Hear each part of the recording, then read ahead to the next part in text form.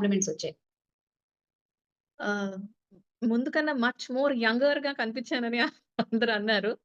ఆహ్, నా ఏజ్ కన్నా చాలా ఒక 10 ఇయర్స్ చిన్నగా కనిపించానని అన్నారు. I felt very happy and it boosted me a lot.